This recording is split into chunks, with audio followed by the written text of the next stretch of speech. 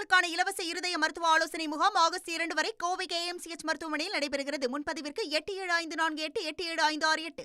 நாடாளுமன்ற வளாகத்தில் உள்ள எதிர்க்கட்சி தலைவரின் அறையில் இந்தியா கூட்டணி எம்பிக்கள் ஆலோசனை மேற்கொண்டனர்.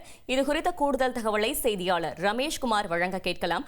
ரமேஷ்குமார், வணக்கம். இந்த ஆலோசனை தொடர்பான முழு தகவல்களை சொல்லுங்க.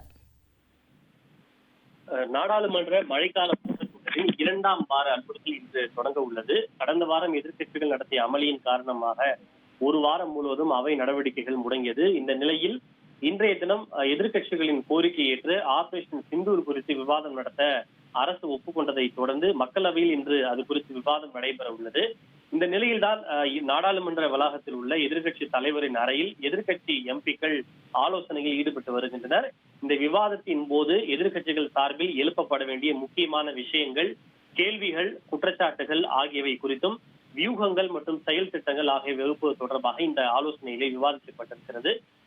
இந்த ஆலோசனையில் மக்களவை எதிர்க்கட்சி தலைவர் ராகுல் காந்தி, மாநிலங்களவை எதிர்க்கட்சி தலைவர் மல்லிகார்ஜுன் கார்கே, காங்கிரஸ் நாடாளுமன்ற குழு தலைவர் கனிமொழி உள்ளிட்ட இந்தியா கூட்டணியை சார்ந்த எம்பிக்கள் பலரும் பங்கேற்றனர். அதனைத் தொடர்ந்து தற்போது இந்தியா கூட்டணியை சார்ந்த எம்பிக்கள் நாடாளுமன்ற வளாகத்திலே பீகாரில் வாக்காளர் பட்டியல் சிறப்பு திருத்த விவகாரத்தை முன்வைத்து கண்டன ஆர்ப்பாட்டத்தில் ஈடுபட்டு வருகின்றனர். இந்த ஆர்ப்பாட்டத்தில் சோனியா காந்தியும் கலந்து கொண்டிருக்கிறார். ஜனநாயகத்தை கொலை செய்வதை நிறுத்து, ஸ்டாப் SIR உள்ளிட்ட முழக்கங்களை எழுப்பியபடி இந்தியா கூட்டணி எம்பிக்கள் தற்போது நாடாளுமன்ற வளாகத்தில் கண்டன ஆர்ப்பாட்டத்தில் ஈடுபட்டு வருகின்றனர். குழந்தைகளுக்கான இலவச இருதய மருத்துவ ஆலோசனை முகாம் ஆகஸ்ட் 2 வரை கோவை KMCH மருத்துவமனையில் நடைபெறுகிறது. முன்பதிவிற்கு 8754887568.